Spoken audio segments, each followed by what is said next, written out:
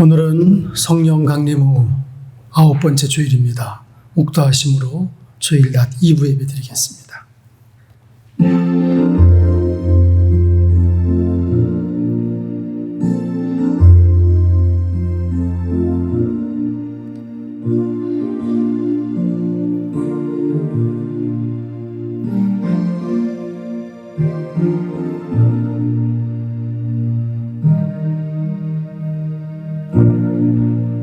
이스라엘이여, 너는 행복한 사람이로다. 여호와의 구원을 너같이 얻은 백성이 누구냐? 그는 너를 돕는 방패시오, 내 영광의 칼이시로다. 내 대적이 내게 복종하리니 내가 그들의 높은 곳을 밟으리로다. 아멘. 모두 기립하셔서 78장 찬송 드리겠습니다.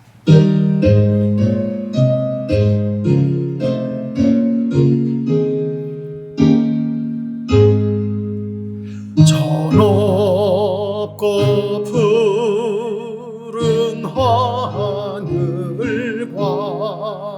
수없는 빛난 별들을 지으시니는 창조주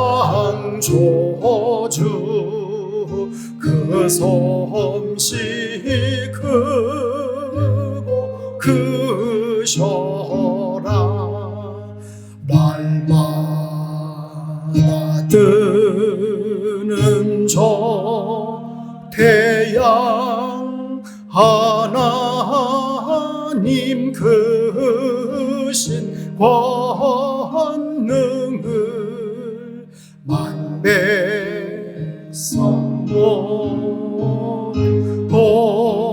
보라고 만방에 두루 비치네. 해지고 황혼 깃들 때 동편에 달이 떠올라. 밤마다 귀한 소식을 이 땅에 두루 전하네. 행성과 항성 모든 별 저마다 죄길 돌면서 창조의 기쁜 소식을 온 세상 널리 전하네. 엄숙한 침묵 속에서 무별이 죄길 따르며 지구를 싸고 돌 때에 들리는 소리 없어도 내 마음 귀가 열리면 그 말씀 밝히 들리네. 우리를 지어내시니 내 주제 성부 하나님.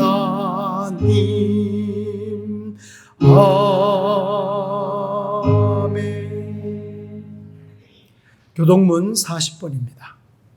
새 노래로 여호와께 노래하라. 온 땅이여 여호와께 노래할지어다. 여호와께 노래하여 그의 이름을 축사하며 그의 구원을 날마다 전파할지어다. 그의 영광을 백성들 가운데에 그의 기이한 행적을 만민 가운데에 선포할지어다.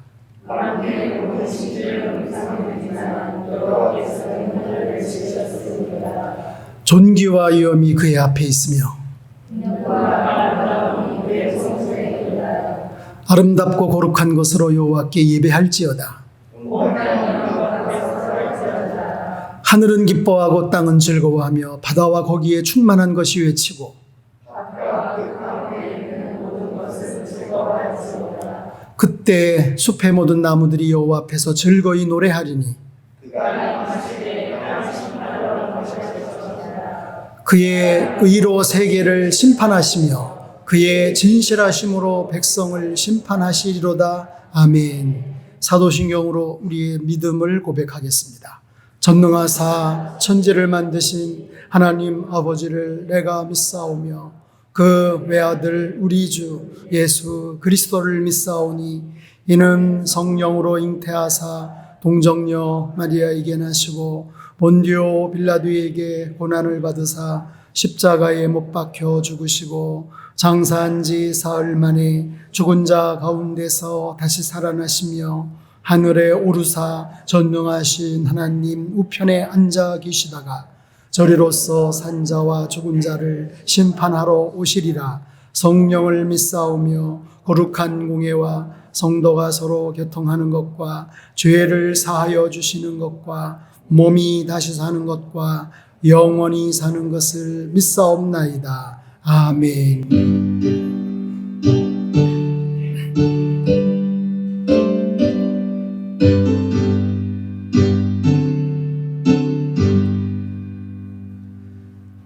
찬양 성부 성자 성령 성삼일체대 영원 무궁하기까지 영광을 돌리세 영광을 돌리세.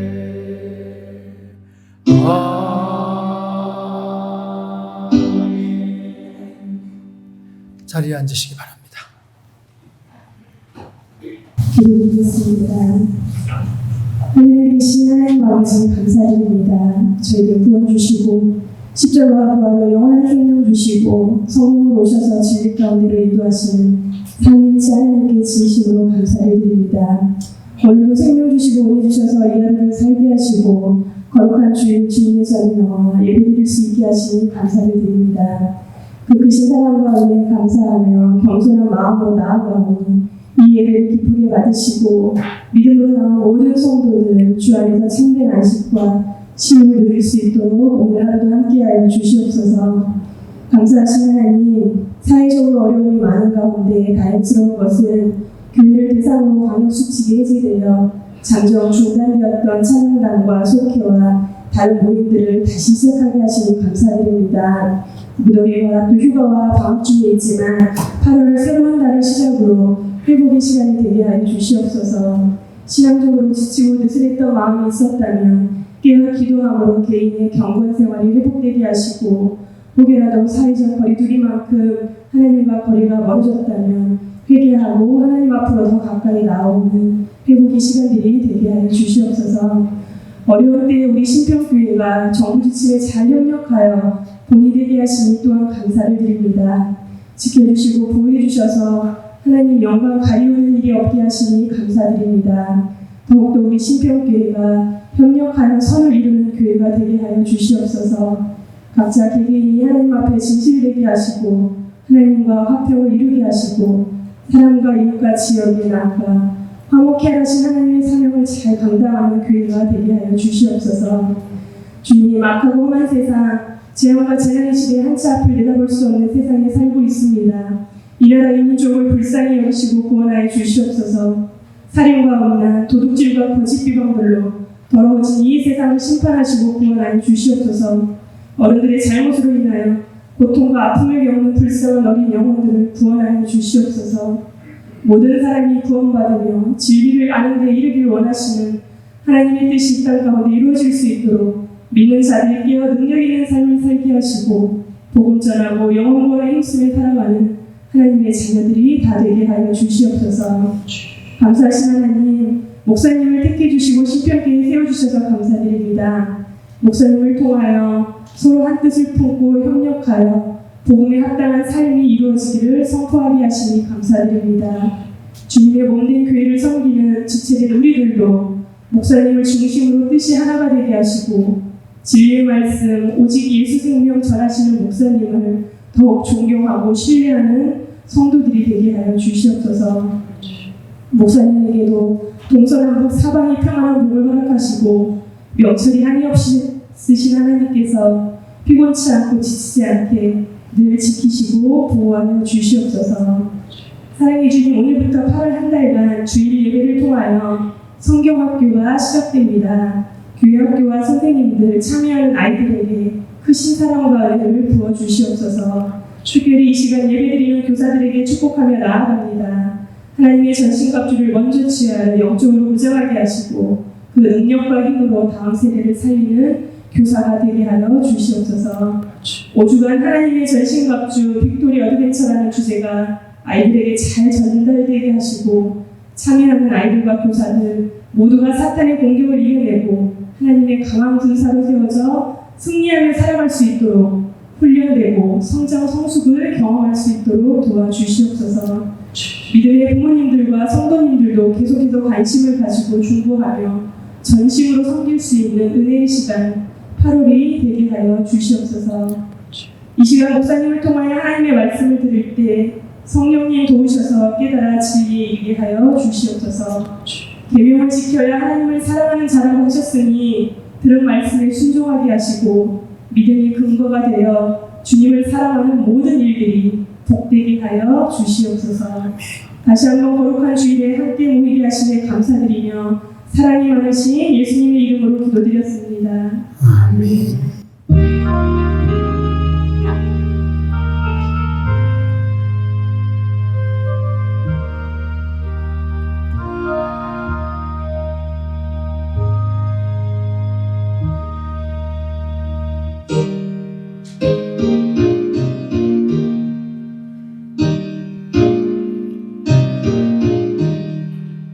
내 주의 보혈은 정하고 정하다. 내 죄를 정케 하신 주 날 원하신다. 내가 주께로 지금 가오니 십자가의 보혈로 날 씻어주소서. 약하고 주해도 주께로 나가며 힘주시고 내 주함을 못 씻어주시네. 내가 주께로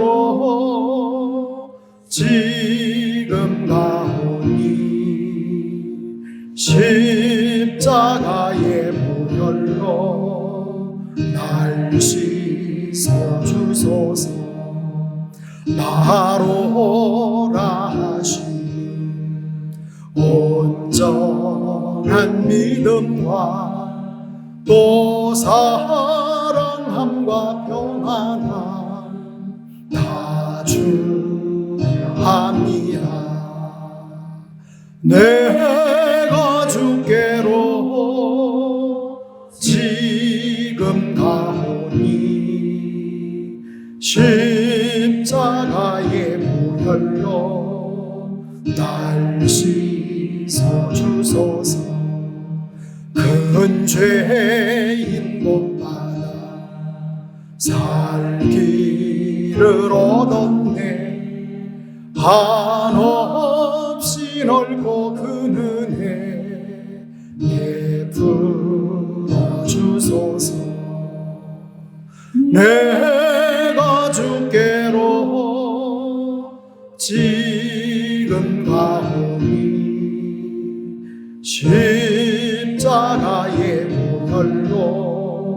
날 씻어주소서. 그 피가 맘속에 큰 증거 됩니다. 내 기도 소리 들으사 다 허락하소서. 내가 주께로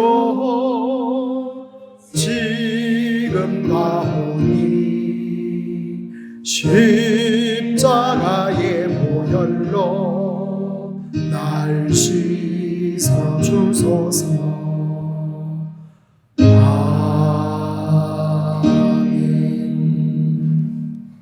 살아계신 하나님의 말씀 시편 84편 1절에서 12절 말씀입니다. 만군의 여호와여, 주의 장막이 어찌 그리 사랑스러운지요. 내 영혼이 여호와의 공전을 사모하여 쇠약하며 내 마음과 육체가 살아계신 하나님께 부르짖나이다. 나의 왕 나의 하나님 만군의 여호와여, 주의 제단에서 참새도 제집을 얻고 제비도 새끼들 보금자리를 얻었나이다. 주의 집에 사는 자는 복이 있나니 그들이 항상 주를 찬송하리이다. 주께 힘을 얻고 그 마음에 시온의 배로가 있는 자는 복이 있나이다. 그들이 눈물 골짜기로 지나갈 때 그곳에 많은 샘이 있을 것이며 이른 비가 복을 채워주나이다. 그들은 힘을 얻고 더 얻어 나아가 시온에서 하나님 앞에 각기 나타나리이다. 만군의 하나님 여호와여, 내 기도를 들으소서. 야곱의 하나님이여, 귀를 기울이소서. 우리 방태이신 하나님이여, 주께서 기름 부으신 자의 얼굴을 살펴보옵소서. 주의 궁정에서의 한 날이 다른 곳에서의 첫날보다 나은즉 악인의 장막에 사는 것보다 내 하나님 성전 문지기로 있는 것이 좋사오니 여호와 하나님은 은혜와 방태이시라. 여호와께서 은혜와 영화를 주시며 정직하게 행하는 자에게 좋은 것을 아끼지 아니하실 것이니이다. 만군의 여호와여, 주께 의지하는 자는 복이 있나이다. 아멘. 옆에 뒤에 누가 오셨나 보시고 인사 나누겠습니다. 자, 모든 사람들은 행복을 추구합니다. 행복을 추구하는 거 잘못 아닙니다. 당연합니다.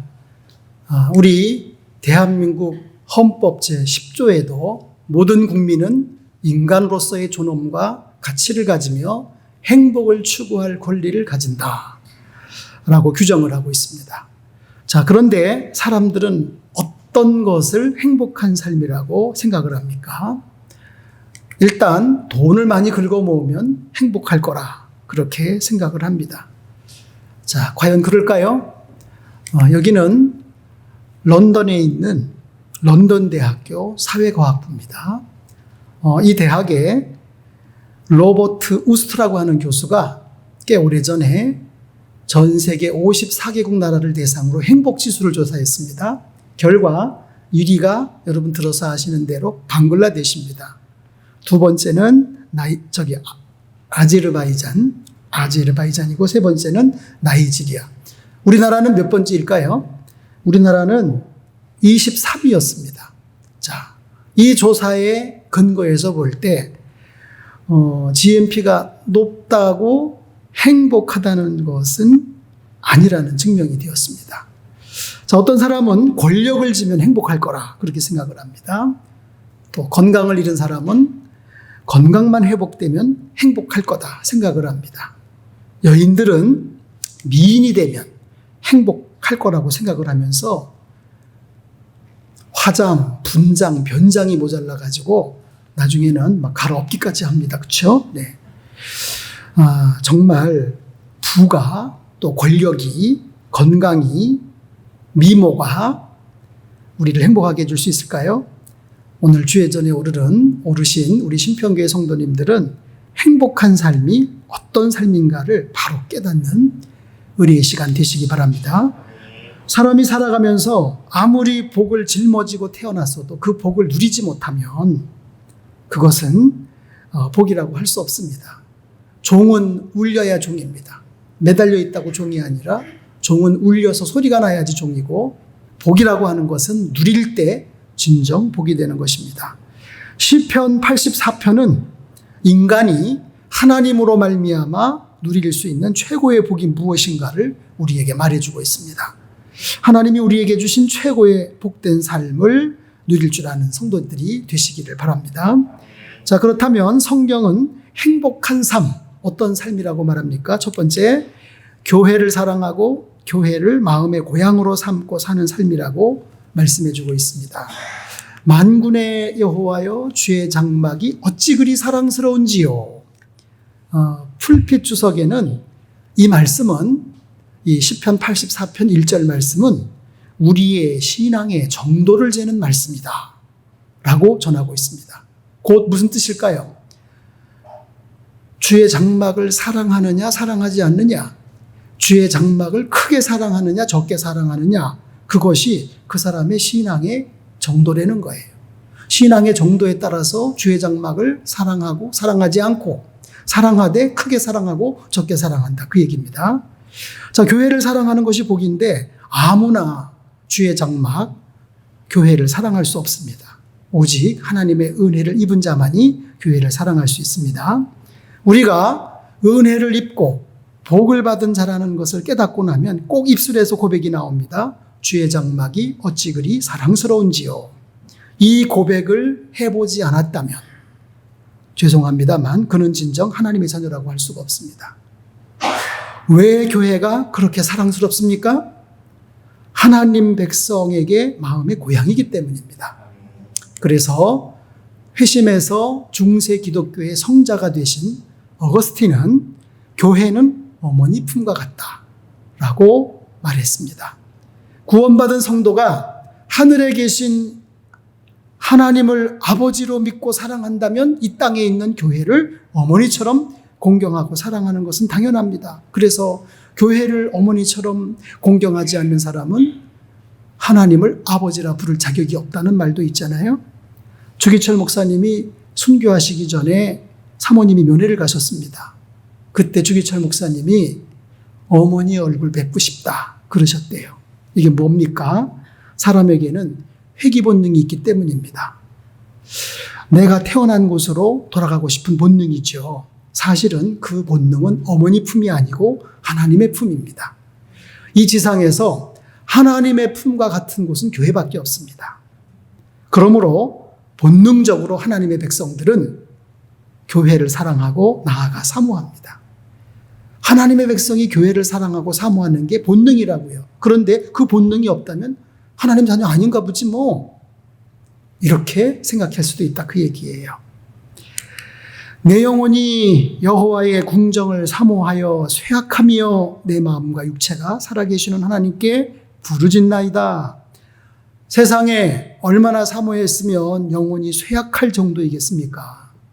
증권하는 사람은요, 눈만 뜨면 증권, 입만 열면 증권, 밥 먹다가도 증권, 잠자리에 누워서도 증권, 온통 마음이 거기에 쏠려 있습니다. 하기야 증권을 하려면 그렇게 해야 되겠죠. 그러나 증권 사랑하는 것보다 하나님을 사랑하고 하나님의 교회를 마음의 고향으로 삼으시기 바랍니다. 증권은 때로 사람을 실망시키지만은 하나님은 절대 나를 실망시키지 않습니다. 도리어 하나님을 사랑하면 하나님께서 내 범사를 형통케 하실 겁니다. 시편 122편 6절에 뭐라고 되어 있어요? 예루살렘을 위하여 평안을 구하라. 예루살렘을 사랑하는 자는 형통하리로다. 이때의 예루살렘은 바로 하나님의 성전이 있는 예루살렘을 말합니다. 바로 교회를 말합니다. 교회의 평안을 구하고 교회를 사랑하면 그 범사가 형통할 줄로 믿으시기 바랍니다. 시인이 하나님의 성전을 사모하는 마음을 3절에 사실적이면서도 아주 인상적으로 고백을 하고 있습니다. 나의 왕 나의 하나님 만군의 여호와여 주의 제단에서 참새도 제 집을 얻고 제비도 새끼둘 보금자리를 얻었나이다. 여러분 참새 아십니까? 참새? 참새를 잘 모르시는 것 같아서 참새를 보여드리겠습니다. 제비는 아십니까? 또 제비도 잘 모르실 것 같아서 제비를 보여드렸어요. 시인은 여기서 참새와 제비를 비유로 들어서 표현을 하고 있단 말이죠. 이 참새와 제비는 세계 어디를 가든지 보게 되는 가장 평범한 새입니다. 몸집이 작습니다. 크게 보여서 그렇지 진짜 작은 거예요. 손바닥보다도 작아요. 그죠? 그리고 참새 같은 경우는 떼를 지어 다니면서 겁이 많은 새입니다. 자, 이 새들에게서 뭐 공작 같은 우아함이 보입니까? 아니면 뭐 칠면조처럼 덩치가 커서 먹을 게 있습니까? 그것도 아니잖아요. 그죠? 예, 별로 가치가 없는 새들입니다. 그런데 참새와 제비같이 보잘것없는 새들도 주의 전에서 보금자리를 얻어 사는데 하물며 하나님의 백성들이 어찌 주의 전에서 보금자리를 얻을 수가 없단 말이냐, 그 얘기예요. 우리 교회에도 제비가 보금자리를 얻었어요. 저기 우리 교회에 있는 제비집이에요. 어머나, 우리 교회 어디 제비집이 있어? 모르시네. 소예배실 앞에 그 전등 위에다가 이렇게 제비가 지금 집을 짓고 새끼를 3마리 지금 열심히 모기를 물어다가 먹이고 있습니다. 사연이 있습니다. 한날 제비가 저기다 집을 짓는 거예요. 이거 뭐니나, 저 제비가 머리가 나쁜가 보다. 저기 전등 위에다 제비집을 지면 불을 켜면 저기가 얼마나 뜨거운데 타 죽을래는가 보다. 제비도 또라이 제비가 있는가 보다. 그래서 전사님 보고 뜯어내라 그랬어요. 그랬더니 뜯어냈는데 또 짓는 거예요. 근데 제 마음이 짠한 거예요. 시편 84편? 오늘 본문 말씀이 생각난 거예요. 제비도 새끼들 보금자리를 주의 집에서 얻는다는데, 성경이네. 뜯어내면 안 되겠다. 그냥 두라 그랬어요. 그랬더니 집을 저렇게 잘 짓고 알을 낳아서 새끼를 깠습니다. 저는 밑에다가 화분을 달았어요. 왜 달았느냐면 먹이나 똥 떨어지면 안 되니까. 성도님들 지나가시다 똥 떨어지면 머리에 달아놨거든요. 너무 가서 관광하지 마십시오. 네. 제비가 불안해하니까 전사님한테 아이들 단속시키라고, 짝대기로 찌르지 말라고 단속시켰어요. 보세요. 시인의 눈으로 볼 때 주의 성전 곳곳에 참새나 제비가 집을 짓고 사는데 하나님의 백성인 내가 여기서 왜 위로를 못 받아? 그렇게 생각을 하는 거예요. 맞죠? 그죠? 이렇게 하나님의 교회를 사랑하고 교회를 마음의 고향으로 삼고 살아가는 삶이 복된 삶인 줄로 깨닫기 바랍니다. 참새나 제비도 성전에서 보금자리를 얻고 사는 모습, 이걸 보고 시인은 진정 행복한 삶이란 어떤 삶인가 깨닫고 찬양을 하는 거예요. 주의 집에 사는 자들은 복이 있나니 그들이 항상 주를 찬송하리이다. 주의 집에 거하는 자가 복 있단 말은 교회를 사랑하고 교회를 마음의 고향으로 삼고 살아가는 삶입니다. 사람이 일생 동안 가장 많이 사는 곳이 집입니다. 집. 그래서 날마다 잠을 자고 생활하는 집을 주택이라고 합니다. 그리고 배우는 집을 학교라고 하고요. 일하는 집을 직장, 회사라고 합니다. 우리는 일생 이렇게 집에서 살다가 집에서 그 인생을 마칩니다. 그래서 우리가 사는 집은 굉장히 중요합니다. 그런데 오늘날 많은 사람들이 집의 중요성을 잊어버리고 살 때가 많습니다. 우리는 집을 건물로 생각하는데 집은 건물이 아닙니다. 건물은 하우스고 집은 홈입니다. 홈. 하우스하고 홈은 달라요. 어렸을 때는 부모님의 품이 나의 집입니다. 그래서 학교에 갔다 오면 누구를 찾습니까? 강아지를 찾습니까? 우리 아이들이 학교 갔다 와서 아빠 부른 적은 별로 없는 것 같아요. 어릴 때 보면 다 엄마를 불러요. 엄마를. 아빠 혼자 방에 앉아있으면 저 자식들은 아빠는 안 부르고 엄마는 불러요. 아이들은 엄마를 불러요. 엄마 불렀을 때 엄마가 그래 이제 오니? 하면 아이는 너무 마음이 좋은 거예요. 저도 경험이 있어요. 그런 경험이 있어요. 초등학교 때 그랬어요. 근데 엄마가 없어요. 엄마 2번째 불렀는데 아무 대답이 없어요. 3번째 불렀는데 아무 대답이 없어요. 그럼 이 아이는 가방을 그냥 확 집어 던지는 거예요. 속이 상한다 이 얘기죠. 그죠? 기분이 안 좋다 그 얘기예요. 집이 텅 빈 것 같아요. 학교 갔다 왔는데 엄마가 없어요. 집이 텅 빈 것 같아요. 나이가 들면서 이제 집의 변화를 경험하죠. 그죠? 네, 결혼하면 남편이 집이 되고 아내가 집이 됩니다. 네, 그래서 남편들이 아내를 우리 집사람입니다. 이렇게 소개를 하잖아요. 그죠? 네. 남편이 아무리 능력이 있다 할지라도 아내의 집이 되어주지 못하면 아내가 의지할 그런 품이 되어주지 못하면 아내의 마음이 상합니다. 그리고 아내가 마음이 떠납니다. 또 여자들도 마찬가지예요. 아내들도 아무리 미모가 뛰어나고 사회적인 어떤 위치가 있고 경제적인 능력이 있어서 돈 잘 벌어와도요, 그 아내가 남편에게 집이 되어주지 못하면 남편이 떠나버리는 거예요. 그런데 세상 집은 다 변해요. 부모도 떠납니다. 남편도 아내도 언젠가는 내 곁을 떠납니다. 내 인생에 있어 처음부터 마지막까지 나의 집이 되고 나의 안식처가 되시는 분은 바로 하나님 아버지이십니다. 그래서 오늘 시편 기자는 4절 주의 집에 사는 자들은 복이 있나니라고 고백을 합니다.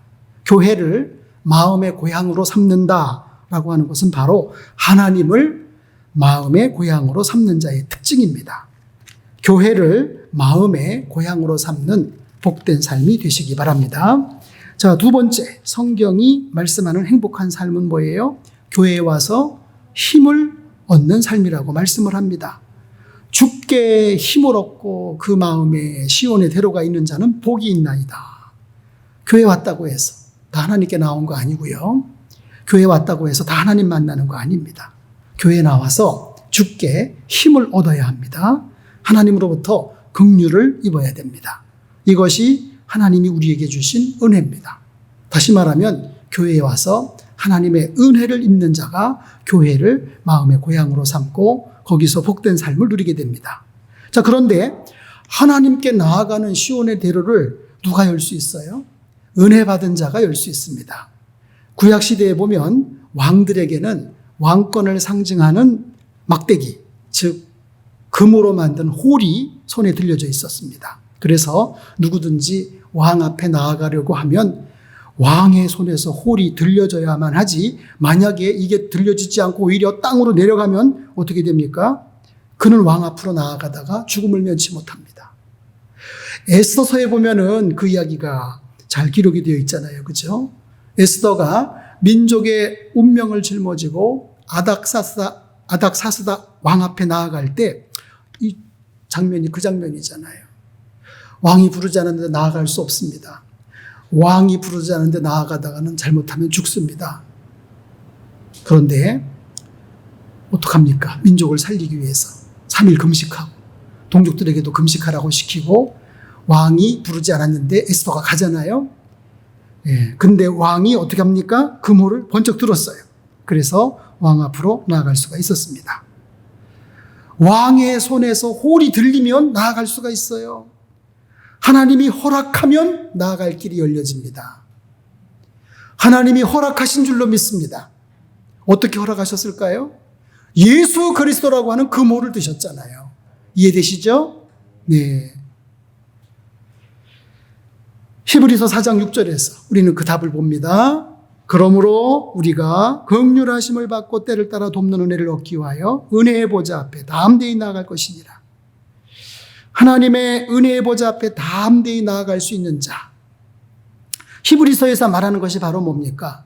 내 죄를 위해서 십자가에 못 박혀 돌아가신 예수 그리스도의 그 십자가의 보혈을 믿는 믿음이에요. 우리 예수님은 하나님의 손에 들려진 그물과 같으신 분이잖아요. 그죠? 죄인들이 감히 하나님 앞에 나아갈 수 없어요. 다 죽어요. 죄 때문에. 그런데 하나님께서 긍휼을 베푸셨어요. 자비를 베푸셨어요. 예수 그리스도라고 하는 그물을 드심으로 우리가 하나님 앞에 나아갈 수 있습니다. 그 독생자의 피는 바로 하나님과 우리 사이에 막힌 담을 헐어버렸습니다. 내 주의 보혈은 정하고 정하다. 내 죄를 정케 하신 주 날 오라 하신다.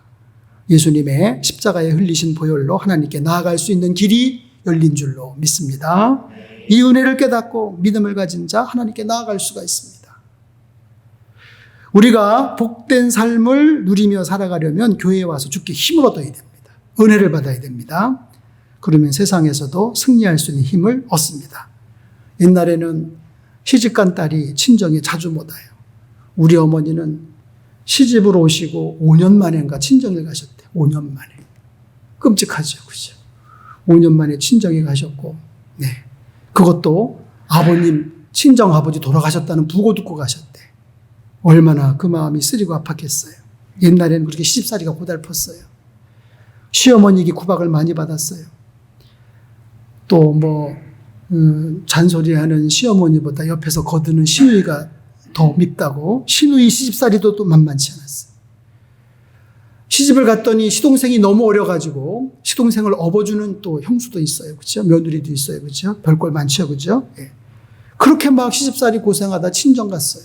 그러니까 밤이 새는 줄도 모르고 친정 어머니에게 이 얘기 저 얘기 미주알 고주알 다 일러 바치는 거 아니겠어요? 그러면 친정 어머니가 딸을 위로하죠. 그죠? 시집살이 다 그런 거다. 귀머거리 3년, 벙어리 3년, 봉사 3년. 인내해야 된다. 참아야 하느니라. 그게 이제 옛날 우리 친정 어머니들의 모습이었어요. 날이 밝았습니다. 이보따리 저보따리 잔뜩 싸서 딸의 손에 들려줍니다. 딸은 친정 어머니를 붙잡고 흐느껴 온 다음에 시집으로 또 갑니다. 그렇죠? 네. 교회는 신앙적으로 오늘날 친정집이 아니라 오늘날은 그런 집 별로 없어요. 예. 옛날 친정집이 돼야 됩니다. 세상살이, 가정생활, 고달팠던 것 다 주님께 말씀드리는 거예요. 이런 얘기 저런 얘기 다 말씀드리고 이보따리 저보따리 많은 은혜의 보따리 담아서 웃으면서 일어나 가정으로 일터로 돌아가는 곳입니다. 교회에 와서 은혜의 보따리 잔뜩 담아서 일어서시기 바랍니다. 그래서 세상에서 당당하게 사시기를 바라요. 그런데 성도가 교회에 와서 은혜를 받아 복된 삶을 누리는데 하나의 관문이 있다고요. 뭘까요? 눈물의 골짜기를 지나는 삶이라고 말씀합니다. 6절에 보시면 그들이 눈물 골짜기로 지나갈 때에 그곳에 많은 샘이 있을 것이며 이른 비가 복을 채워주나이다. 눈물 골짜기를 지나가야 됩니다. 시편 84편은 가만히 앉아서 혹은 들어 누워서 떠오른 시상이 아닙니다.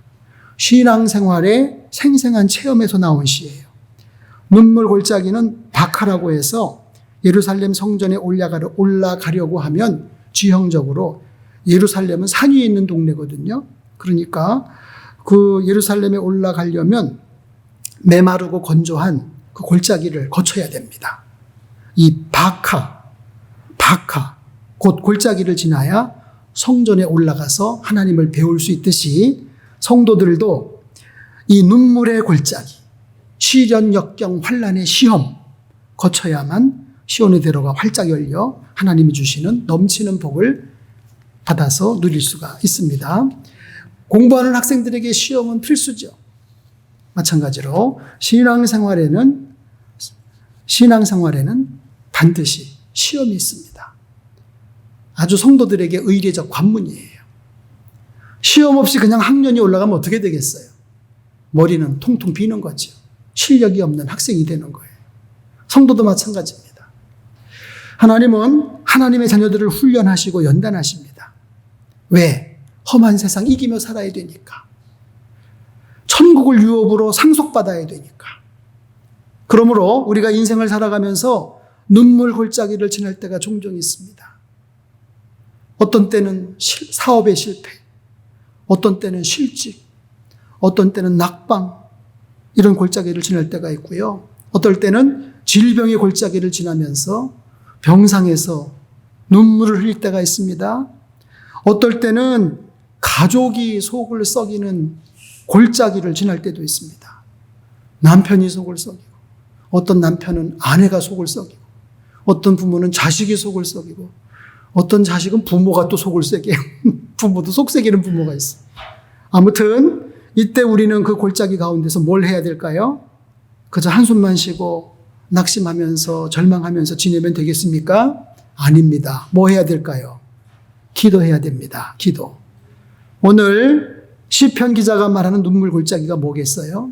바로 기도의 눈물을 흘리는 골짜기를 말합니다. 어렵고 힘든 골짜기를 지날 때 하나님의 자녀들은 뭐 해야 됩니까? 기도해야 됩니다.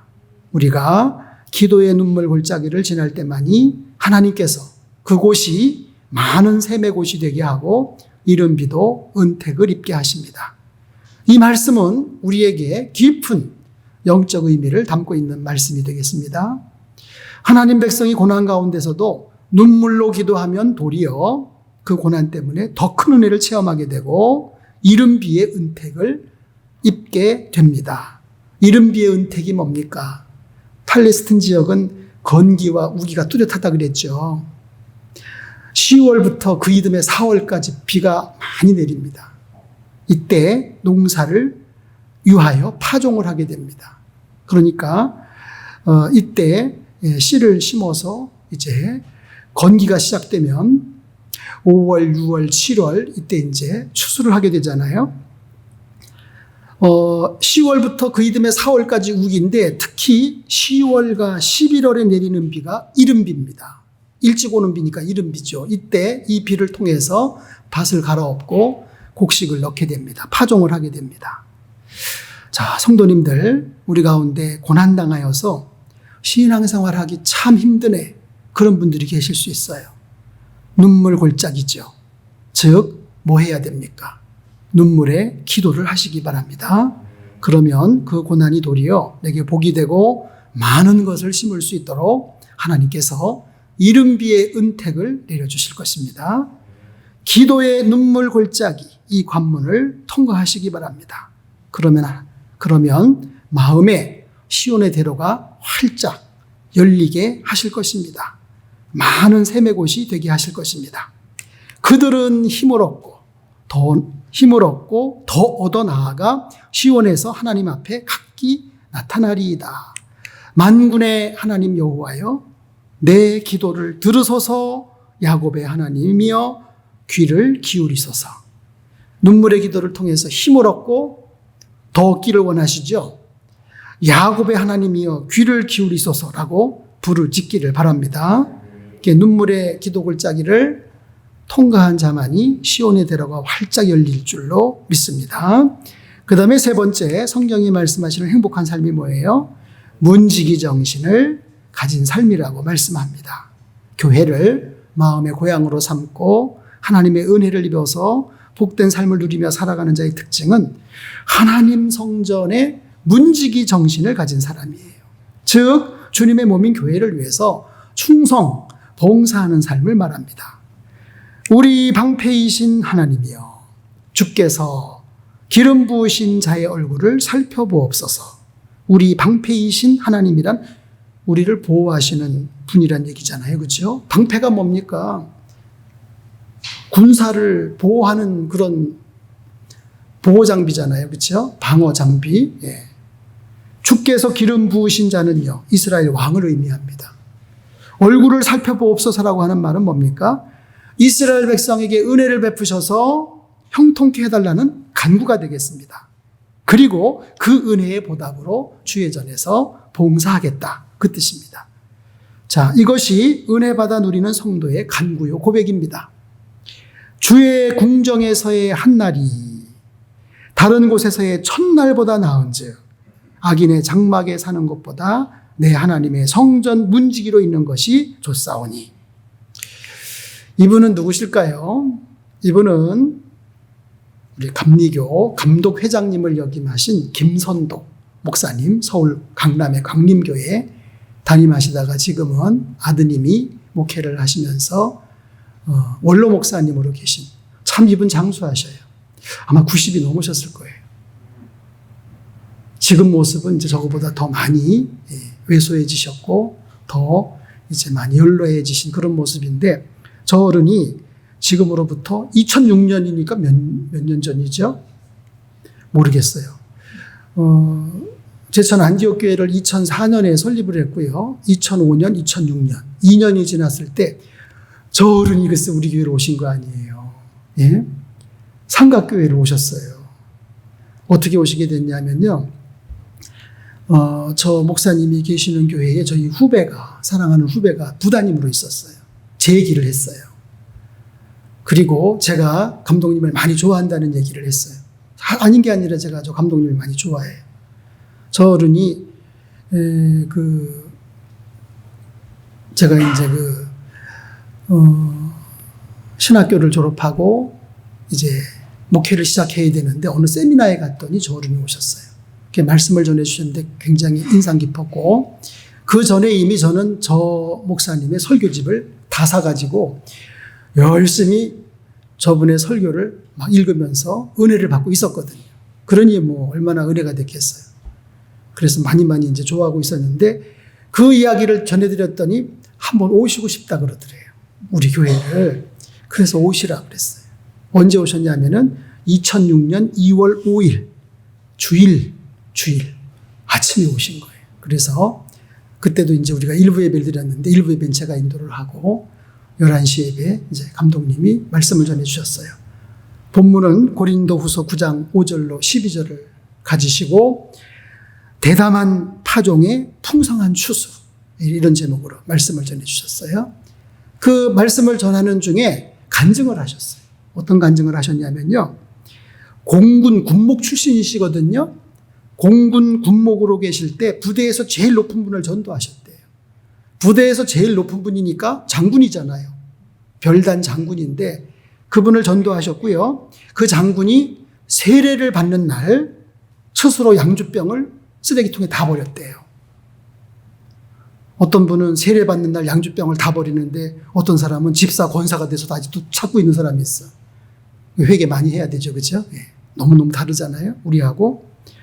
세례를 받는 날 양주병을 쓰레기통에 다 내버리고 그리고 목사님에게 이렇게 말씀을 하셔요. 목사님, 저 이제 세례교인 되었으니까 저도 주님의 몸인 교회에서 봉사를 해야 되지 않겠습니까? 저에게 봉사거리를 좀 주십시오. 아, 그래요?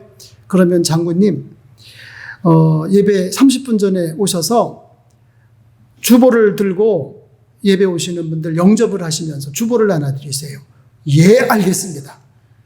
군인이시니까 확실하잖아요. 그죠? 그 다음 주에 보니까 정말 포마도 기름 싹 바르고 양복 쫙 입고 오셔가지고 주보를 들고 교회 오시는 성도님들에게 주보를 나눠드리는데 군대교회니까 사병들도 오고 그러잖아요. 들어오다가 눈이 동그래지는 거예요. 세상에 장군님이 90도로 인사를 하면서 주보를 나눠주면서 어서 오십시오. 은혜 많이 받으십시오. 그러니까 막 부대가 발칵 뒤집힌 거예요. 아주 옛날 얘기예요. 옛날에는요. 지휘관 종교에 따라서 전 부대가 다 그렇게 움직이는 때예요. 전 부대가 다 전도가 됐대잖아요. 예? 자, 여러분 우리 모두 은혜 받아서 하나님 교회의 성실한 문지기가 되시기 바랍니다. 지금은 문지기 하니까 별로죠. 구약시대에 아무나 할 수 없었던 직분이 문지기입니다. 사무엘하 6장에 보면 다윗이 법궤를 옮겨가다가 소들이 뛸 때 웃사가 그 법궤를 바로 하려고 손을 댔다가 어떻게 됩니까? 그 자리에서 죽게 되는 사건이 기록이 되어 있습니다. 다윗이 너무 두려워서 잠시 법궤를 가드 사람 누구네 집에? 오벳 에돔의 집에 머물게 합니다. 그런데 법궤가 오벳 에돔의 집에 석 달간 있었는데 하나님께서 그 오벳 에돔의 집에 복을 주셨다고 했습니다. 법궤를 집에 모시고 복을 받은 오벳 에돔, 역대상 26장 8절에 보면 오벳 에돔의 자손 62명이 하나님 전에 문지기로서 그 직무를 잘 하였다고 합니다. 하나님 전에 문지기 아무나 하는 거 아니에요. 왜냐하면 하나님의 은혜를 받고 보면 주의 궁정에서 한 날이 다른 곳에서 첫날보다 낫기 때문입니다. 하나님의 은혜를 받고 보면 주의 장막이 어찌 그리 사랑스러우신지요. 그죠? 여러분들 다 경험했죠? 저도 고등학교 2학년 18살 때 교회에 와서 예수님을 구주로 믿고 하나님의 은혜를 크게 받고 보니까 주의 집이 너무 좋은 거예요. 그래서 어떨 때는 저녁 예배 마치고 집에 안 갔어요.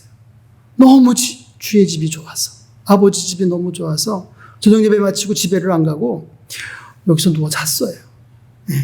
이 의자하고 똑같이 생겼어요. 여기 누워서 자고 그 다음날 새벽 예배까지 드리고 가는 거예요. 매일 그런 건 아니고 어쩌다가 제 마음에 꿈이 생겼어요. 비전이 생겼어요. 제가 그때 제일 부러웠던 사람이 누구냐면요. 우리 교회 관리집사. 제천 제일교회가 제천 지역에서 제일 큰 교회예요. 교회가 크게. 그때는 옛날 교회니까 이거보다 조금 더 컸어요. 컸고 옆에 목사님 사택이 있어요. 1층, 2층, 3층. 그런데 이제 맨 아래층에 관리집사가 살고요. 2층, 3층은 목사님이 계신데 감히 2, 3층은 쳐다보지도 못하고 1층 우리 관리 집사가 너무 부러운 거예요. 지금도 있어요. 30년 지났는데 지금도 하고 있어요. 관리 집사를. 머리가 하얀 70 노인이 되셨더라고요. 1층에 계시는 관리 집사님이 너무 부러운 거예요. 그래서 나의 꿈은, 나의 비전은 관리 집사. 그래서 하나님, 저 청소 좀 하는데 저 관리 집사 시켜주시면 어떨까요? 관리 집사를 놓고 제가 기도했습니다. 네. 그래서 저희 첫 번째 비전은 관리 집사.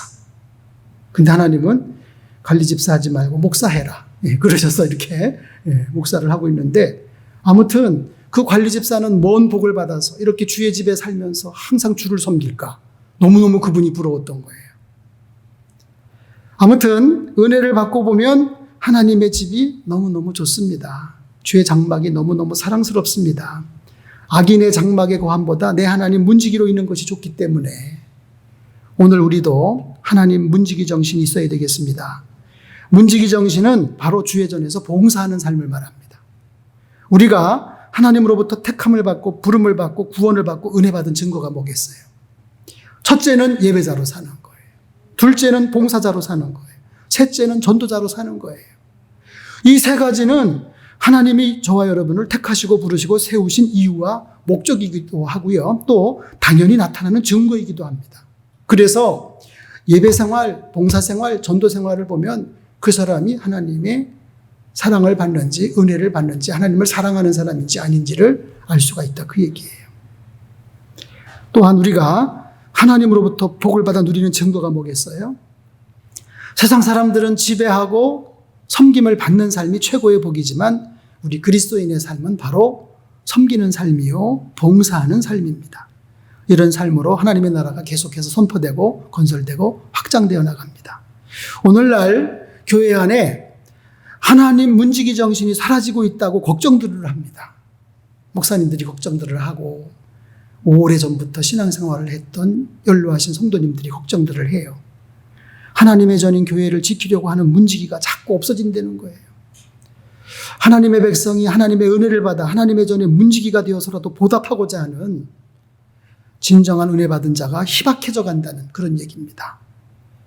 한국 교회 안에 사람들도 많고 돈도 많은데 하나님의 역사가 자꾸 희미해져 가는 이유가 문지기가 없기 때문이라는 거죠.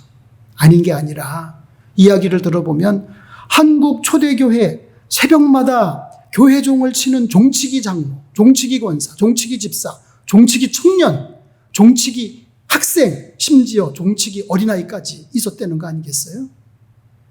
명성교회 김삼한 목사님도 어릴 때 교회 가서 새벽마다 종쳤대요. 건국대학교 부총장 지내신 유태영 박사님도 어렸을 때 아버지 어머니가 남의 집에 머슴이었대요. 머슴의 아들이었고요. 헛간 같은 데서 지내면서 어머니가 교회를 나가셨는데 어머니의 손에 이끌려서 교회를 다니는 거예요. 그때 이 유태영 박사님은 교회 새벽에 가서 종을 쳤대잖아요. 종치기 소년. 예? 새벽마다 제단불을 붙들고 눈물을 흘리면서 기도하는 기도의 청지기 성도들이 있었어요. 그러나 지금은 이런 문지기 정신이 점점 사라지고 있는 거 맞기는 맞는 듯 싶어요. 예. 왜? 한국 교회의 기도 소리가 자꾸 줄고 있어요. 이거는 적신호입니다, 여러분. 한국 교회 새벽 기도 드리는 인원이 자꾸 줄고 있어요. 교회는 주일 낮에는 수백 명, 수천 명이 나오는데 새벽에는 몇십 명밖에 안 나와요. 말이 안 되잖아요. 골로새서 1장 24절에 바울이 이렇게 고백을 합니다. 내가 이제 너희를 위하여 받는 괴로움을 기뻐하고 그리스도의 남은 고난을 그의 몸된 교회를 위하여 내 육체에 채우노라. 교회를 위해서 몸이라도 바치겠다는 바울의 고백, 바로 하나님의 문지기 정신인 줄로 압니다. 우리 신평교회에는 문지기 정신을 가진 분들이 많습니다. 그 증거가 뭐겠어요? 설립 49주년을 맞기까지 어제보다는 오늘, 지난달보다는 이번 달, 작년보다는 올해 거듭할수록 하나님께서 은혜를 베푸셔서 자꾸 나아져서 오늘에 이른 줄로 믿습니다. 이것은 문지기 정신 있는 성도들이 응답을 하지 아니하면 절대 일어날 수 없는 일이죠. 그런데 바라옵기는 우리 가운데 더욱더 계속해서 이런 문지기 정신을 가지고 교회에 충성하는 일꾼들이 많이 일어나기를 바랍니다. 그래야 더 큰 하나님의 영광을 증거할 거 아니겠어요? 그리스도의 복음을 전할 거 아니겠습니까? 복된 삶이란 뭡니까? 바로 교회를 마음의 고향으로 삼고 살아가는 삶이에요. 마음의 시온의 대로가 활짝 열려서 교회에서 은혜 받는 삶, 하나님께 힘을 얻는 삶, 그리고 교회에서 봉사하는 삶, 바로 복된 삶입니다. 미국 하버드 의대의 연구진이 테레사 효과라고 하는 말을 만들어냈어요. 연구진에 의하면 테레사 수녀처럼 헌신적인 봉사활동을 하는 사람은 물론 실제로 현장에서 봉사를 하지 않더라도 선한 일을 생각하거나 그 선한 일을 보기만 해도 착해진다는 거예요. 마음만 먹어도 착해진대. 뿐만 아니라 우리의 몸에까지도 영향을 주어서 바이러스와 싸우는 면역물질이 생긴다는 그런 얘기입니다. 남을 위해 움직이면서 봉사할 때 우리 자신이 건강하고 행복해집니다. 성도는 영육간에 건강하게 살아야 됩니다. 그 비결은 운동이에요. 근데 교회 봉사는 영적인 운동이에요. 하나님의 교회에서 봉사하는 건강한 일꾼들이 되시기 바랍니다. 자, 그럼 이렇게 우리에게 복된 삶을 주시는 하나님은 어떤 분이실까요? 여호와 하나님은 해요 방패이시라. 여호와께서 은혜와 영화를 주시며 정직하게 행하는 자에게 좋은 것을 아끼지 아니하실 것임이니이다. 만군의 여호와여, 주께 의지하는 자는 복이 있나이다. 우리에게 교회를 통해서 은혜를 베푸시고 복을 주시는 하나님, 내게 은혜 베풀어 하나님 문지기로 사용하시는 하나님은 바로 우리의 태양, 해, 그리고 방패가 되십니다. 우리에게 생명을 주시고 빛을 비춰주시고 소망을 주시는 분이시고 우리를 지켜 보호해 주시는 분이시기 때문입니다. 우리의 태양이 되시고 방패가 되시는 하나님, 그분은 우리에게 은혜와 영화를 주시고 좋은 것을 아끼지 아니하시는 분이십니다. 이 하나님을 의지하는 성도들이 되시기 바랍니다. 주님을 의지하는 자에게 반드시 복을 주십니다. 믿으시기 바랍니다.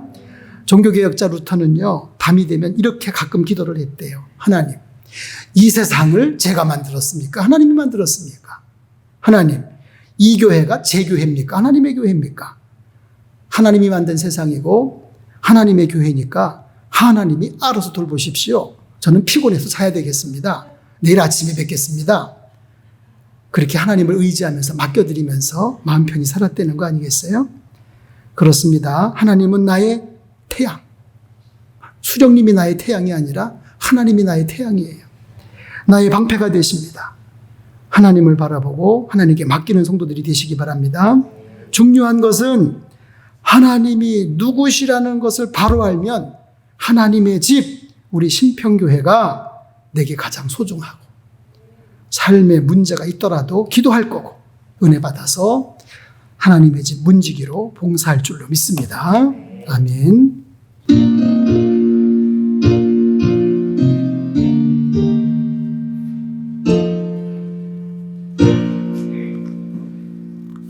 이 세상 풍파심하고 또 환난 질고 많으나 나 편히 쉬게 될 곳은 주의 비하신 주의 전 그 향기로운 기름을 주 내게 부어 주셔서 내 기쁨 더해 주는 주 피로 사신 주의 전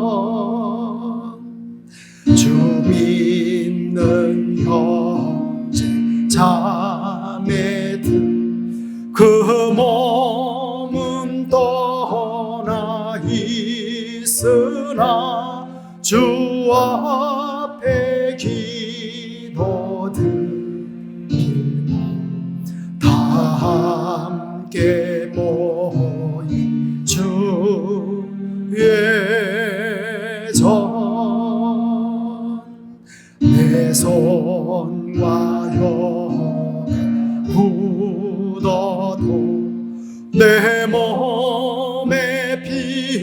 피가 식어도 나 영영 잊지 못할 은혜의 보좌 주의 전.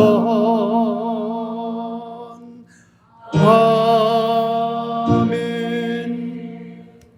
지난 1회 동안에 예수님 저희들 인도해 주시고 성령 강림 후 9번째 주일 맞아 이렇게 우중이지만 주의 전에 올라 경배하게 하시니 감사드립니다. 사랑하시는 자녀들, 이 시간 말씀을 듣고 머리를 다 숙였습니다. 저들 위해 복을 주셔서 이 시간 씻으시고 태우시고 정결케 하시옵소서. 연약한 심령 굳게 하여 주시고 우둔한 마음 지혜롭게 하셔서 내 생각, 내 고집, 내 철학, 내 주장 내세우지 말고 주님의 말씀 그대로 받아서 아멘으로 순종하여 복된 길 가게 도와주옵소서. 생명의 길 가게 도와주시옵소서. 사랑하는 자녀들을 항상 지켜주시고 은혜 베풀어 주시고 평강으로 함께 하시되 성령 강림절을 보내고 있는 성도들에게 성령 충만 주셔서 죄에서 불행에서 사탄에서 무기력에서 완전 자유 얻게 하시고 그 자유 누리면서 증인되게 도와주옵소서. 믿음으로 아버지 보좌 앞에 나온 사랑하는 자녀들 다 고쳐주시고 다 일으켜주시고 다 품에 안으시고 안수하여 주옵소서. 하나님이 나를 사랑하시는구나, 이것을 영혼 깊숙한 곳에서부터 깨닫고 감격하며 감사하는 시간 되게 도와주시옵소서. 이 시간 사랑하는 자녀들 동서남북 사방에 평안을 허락하여 주시고 가나안의 평탄과 형통의 복도 누리게 하시되 장마 때문에 코로나 때문에 또 무더위 때문에 지치기 쉬운 이때에 영원하신 하나님, 땅끝까지 창조하신 하나님, 명철이 한이 없으신 하나님 앙망하면서 세임 얻어 활력 있게 하여 주시옵소서. 남은 생에 무너지지 않는 집을 세우게 도와주옵소서. 기초를 튼튼히 하게 하시고 지혜를 분명히 하게 하시고 순종을 확실히 할 수 있도록 도와주시옵소서. 허락하신 물질 구별하고 성별하여 하나님 앞에 봉헌합니다. 계명에 순종하여 10의 1을 드립니다. 특별한 기도 제목 담아 1,000번째 헌금 드립니다. 각종 감사한 마음 담아서 감사 헌금 드립니다. 주님의 복음이 땅끝까지 증거되기를 소원하며 선교 헌금 드립니다. 목적 헌금 드립니다. 모든 예물 기쁘게 받아주시고 성미까지 받아주시되 사랑하는 자녀들 영혼이 잘됨같이 범사가 잘되고 강건케 하시옵소서. 허락하신 가정들 반석 위에 세우시고 산업과 직장과 일터에 복의 복을 더하시며 자녀들 믿음을 계승하는 신앙의 후예들로 다 주 앞에 서게 도와주옵소서. 어린 자녀들은 건강과 믿음과 지혜로 양육받고 장성한 자녀들 있는 곳곳에 함께하여 주셔서 승리의 소식, 기쁨의 소식이 전해지게 도와주옵소서. 여름 상경학교가 오늘부터 5주 동안 주일 11시 예배를 통해서 진행된다고 합니다. 교사들에게 함께 하시고 말씀을 받는 아이들에게 함께 하셔서 참으로 이번 성경학교를 통해서 교사들이나 어린아이들이나 하나님의 전신갑주로 무장하고 영적 전사가 되어 싸움에서 승리하는 주님의 군사들 되게 도와주옵소서. 새로운 한 주간 시작합니다. 발걸음에 굳세님 주시옵소서. 어디를 가든 누구를 만나든 승리하는 귀하고 복된 자녀들 되게 도와주옵소서. 예수님 이름으로 축복하며 기도했습니다. 아멘.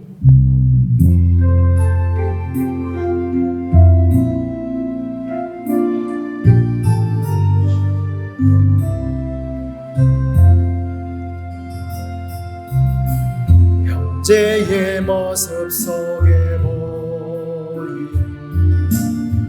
하나님 형상 아름다워 존귀한 주의 자녀 됐으니 사랑하며 사랑합니다. 우리의 모임 중에 임하신 하나님 영광 아름다워 존귀한 왕이 계시니 사랑하며 축복합니다.